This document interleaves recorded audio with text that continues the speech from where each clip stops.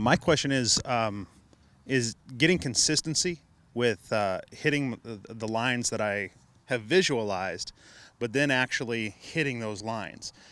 Sometimes I can hit them, but oftentimes I miss them. And what kind of drills and stuff? Yeah, welcome to disc golf, right?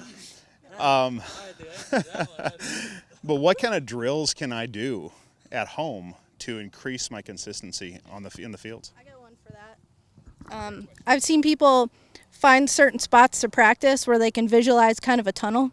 Sometimes it's a field where there's certain lines you can line yourself up with, and then it's the same as, when you're trying to get distance, just a lot of practice and a lot of repetition and just trying to do the same thing each time and hit that same line. And even though you're out in the field and you're practicing, it's still good to have that visualized maybe tunnel, because I'm kind of thinking that's what you imagine. Or like if you want to hit a tunnel that's straight and then maybe, Annie's out, just go somewhere where you can picture that flight pattern.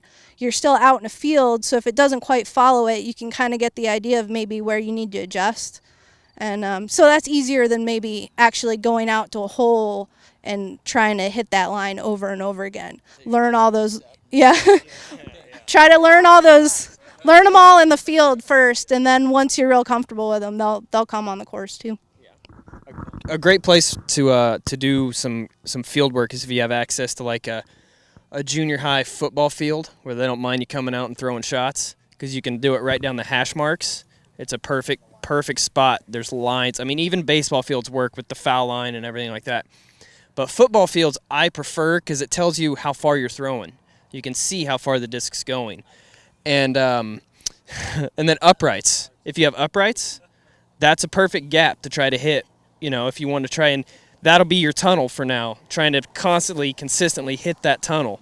So you can go from the 5, the 10, the 20, and just keep going back. And that's your visual to try to hit that gap. One thing I like to do a lot is throw my disc at different height. That gives me an idea of where my comfort zone is, where exactly I'm popping that day. Not necessarily the release height, but the flight height.